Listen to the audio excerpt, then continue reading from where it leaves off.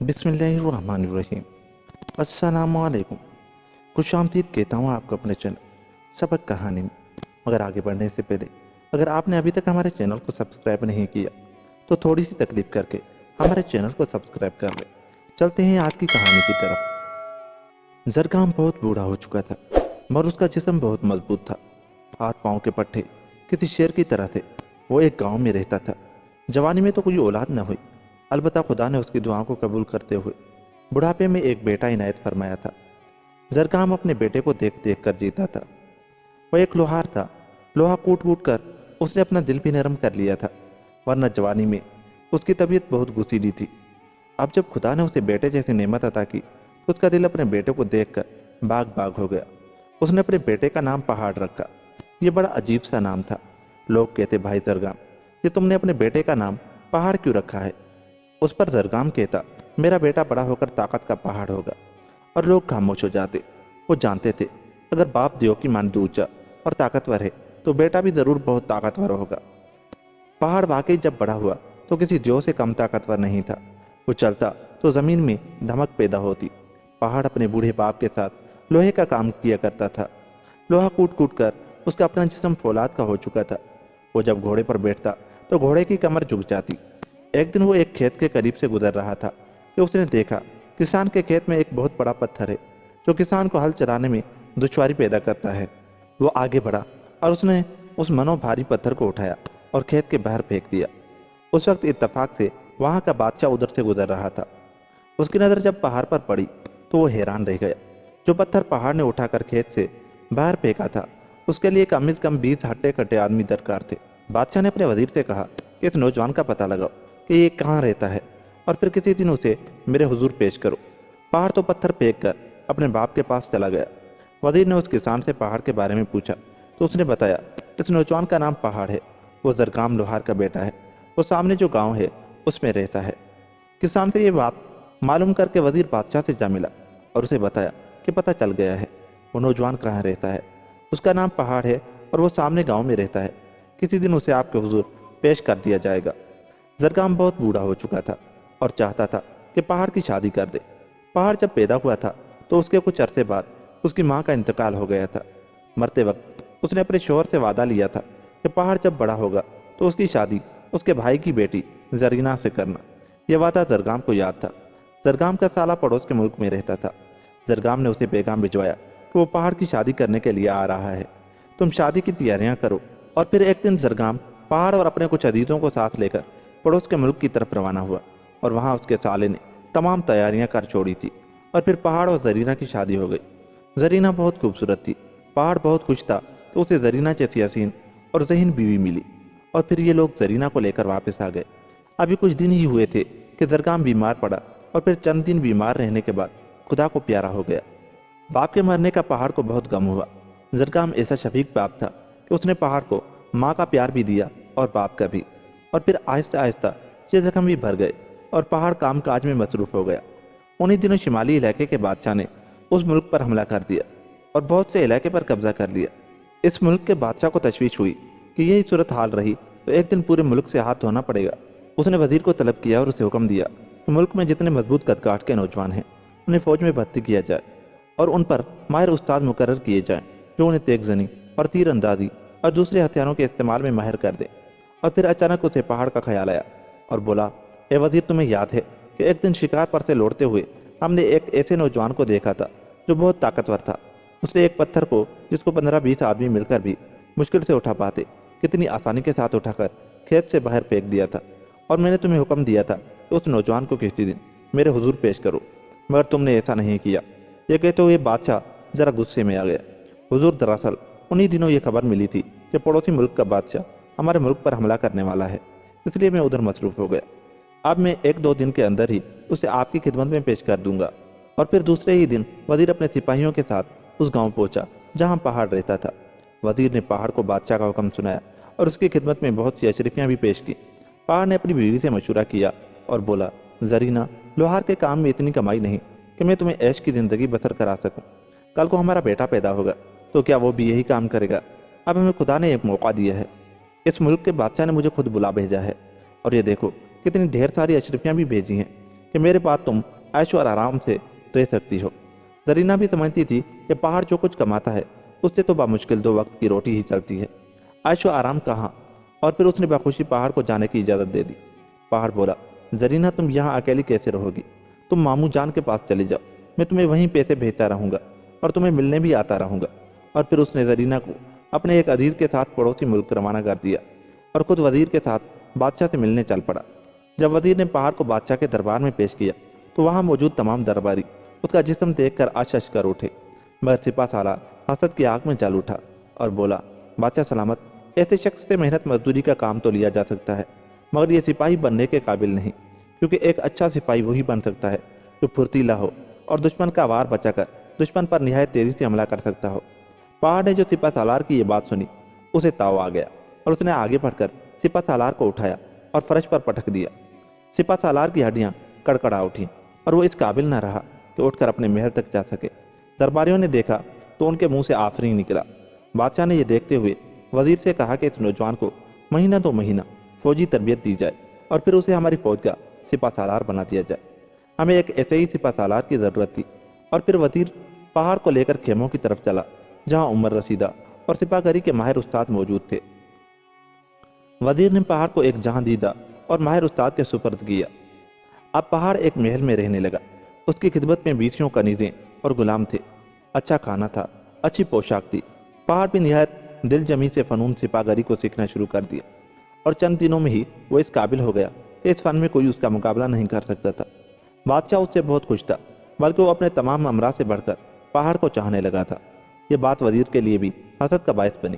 انہی دنوں مشرقی پہاڑیوں کے قریب جو گاؤں آباد تھے ان میں مقیم لوگوں پر ایک عذاب نازل ہونے لگا۔ ہر دوسرے تیسرے دن پہاڑوں پر سے ایک نہایت خوفناک بلا نازل ہوتی۔ مکان اس کے قدموں کے نیچے کسی کھلونوں کی طرح پچک جاتے اور بیسیوں لوگ اس کا نوالا بن جاتے۔ لوگ فریاد لے کر بادشاہ کے پاس آنے لگے۔ پھر کیا تھا، وزیر کو اس سے اچھا موقع اور کیا مل سکتا تھا؟ اس کا خیال تھا کہ پہاڑ انسانوں سے تو لڑ سکتا ہے، کسی بلا سے نہیں، اس لیے اگر پہاڑ کو ادھر بھیجا گیا تو وہ بلا اسے ہلاک کر دے گی اور اس کا یہ دشمن ختم ہو جائے گا۔ اس طرح وہ پھر سے بادشاہ کا منظور نظر بن جائے گا۔ مختلف گاؤں اور بستیوں سے لوگ برابر آ رہے تھے اور بادشاہ سے فریاد کر رہے تھے کہ وہ انہیں اس بلا سے نجات دلائے۔ بادشاہ بھی اس بات کو سمجھتا تھا۔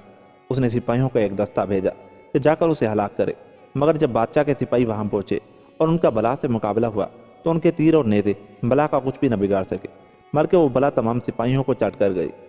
اس بات کی بادشاہ کو خبر ہوئی تو اسے بہت دکھ ہوا اور وہ سوچ میں پڑ گیا کہ اس بلا سے ان لوگوں کی حفاظت کا کیا انتظام کیا جائے۔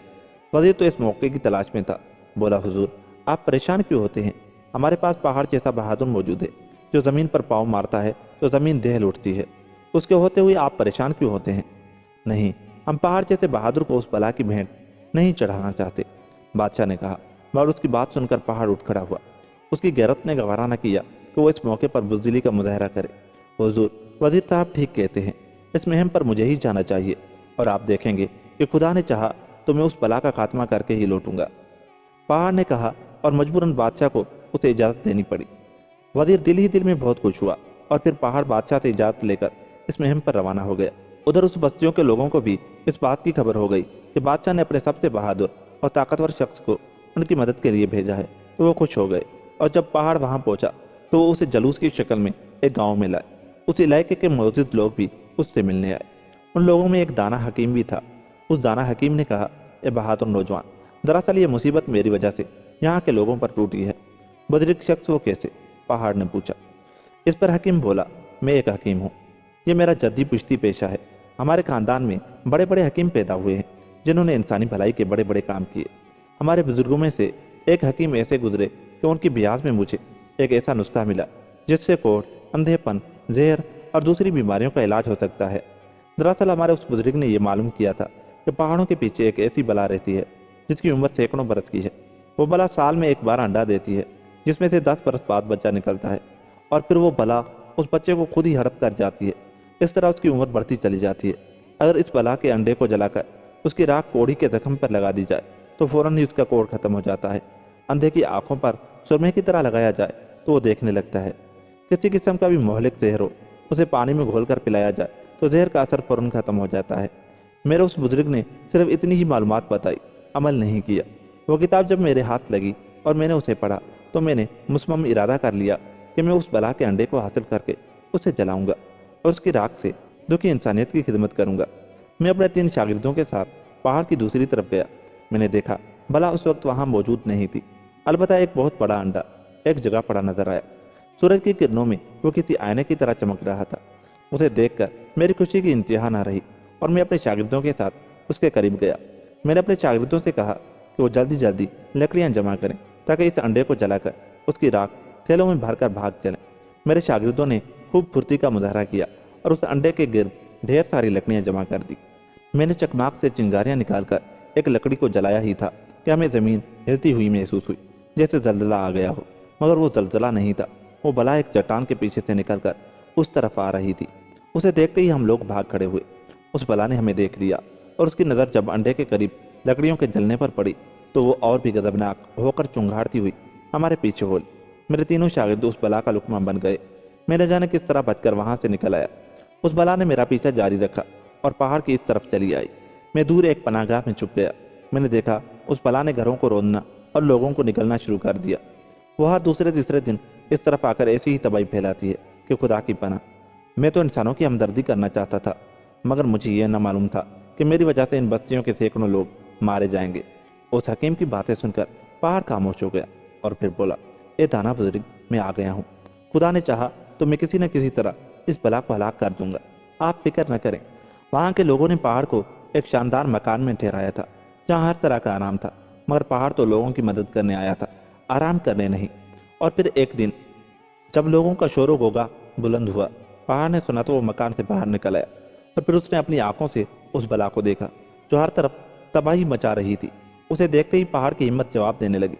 اس نے سوچا یہ بلا تو اتنی بڑی اور خوفناک ہے، اسے ہلاک کرنا ناممکن ہے، مگر پھر اس نے اپنے آپ کو سنبھالا اور اس نے ارادہ کر لیا کہ خواہ اس کی جان ہی چلی جائے وہ اس بلا کو ضرور ہلاک کرے گا۔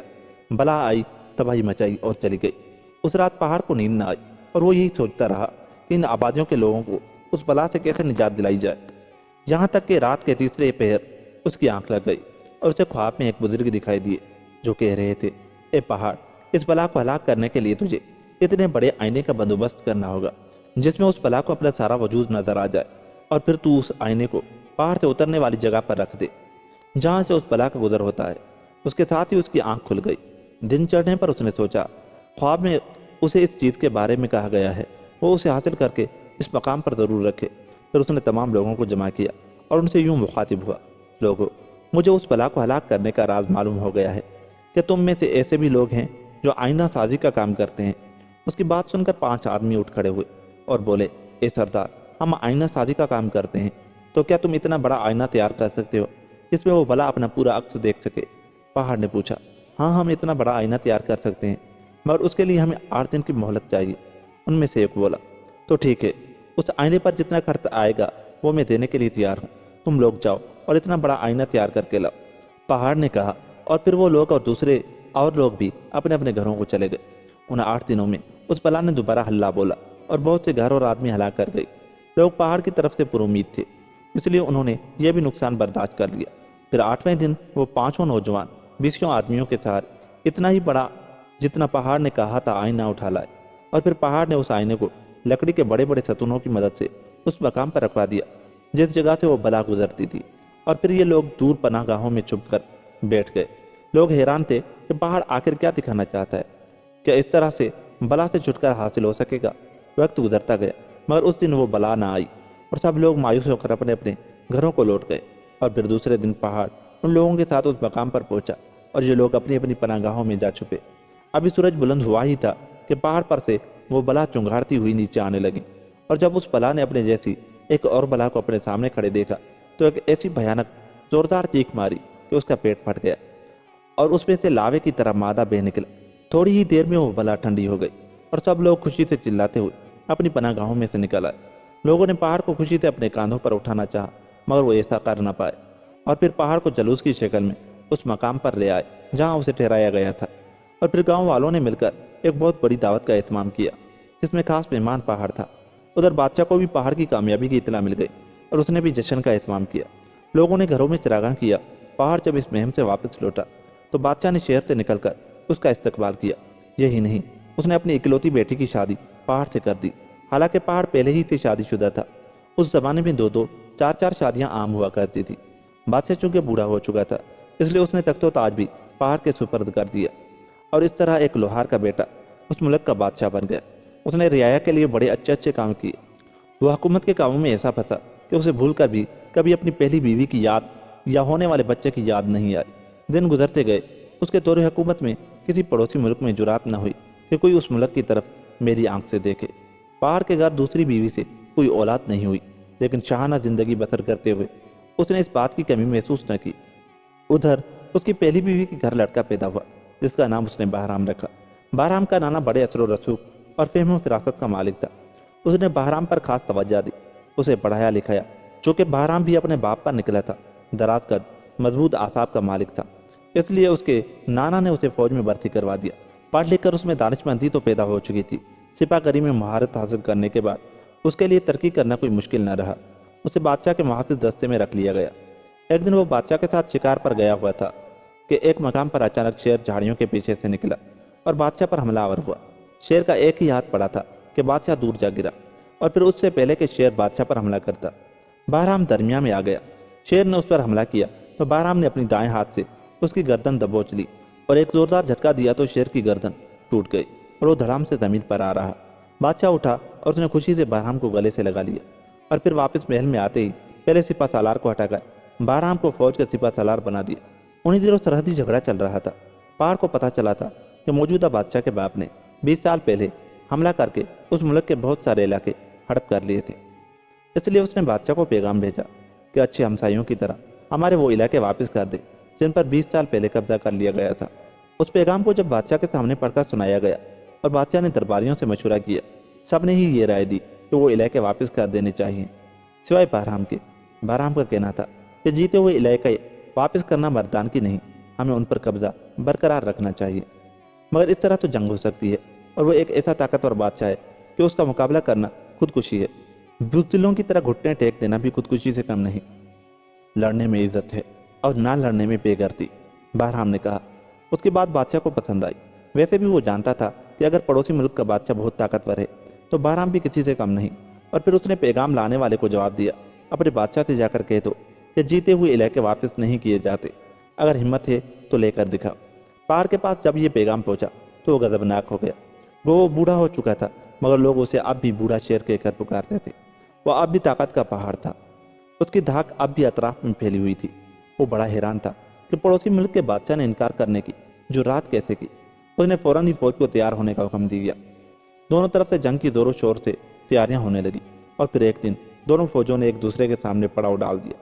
पहाड़ ने एक बार फिर दूसरी तरफ की फौज के सिपा सालार को पैगाम भेजा कि लड़ाई का कोई फायदा नहीं है, लड़ाई में सैकड़ों लोग मारे जाएंगे, हमारा मुतालबा हक पर है, इसलिए मुनासिब है कि तुम अपने बादशाह को समझाओ ताकि ये लड़ाई टल जाए। मैं बेकार खून खराबा पसंद नहीं करता। उसकी बात को बहराम ने बुज़दिली समझा और जवाब में कहला भेजा कि हक का फैसला मैदान में होगा। और फिर दूसरे दिन फौजें आमने सामने सब बंद हो गई। उस जमाने में जंग का ये असूल था कि पहले एक एक आदमी मुकाबले पर आता, उसके बाद दोनों फौजें आपस में टकरा जाती।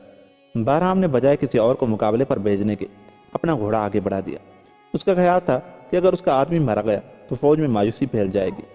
उसे खुद पर मान था। उसे यह भी पता था कि उसका बाप बहुत ताकतवर था और वो एक ताकतवर बाप का बेटा है, इसलिए अपने मद्दे मुकाबल को आसानी के साथ कत्ल कर देगा।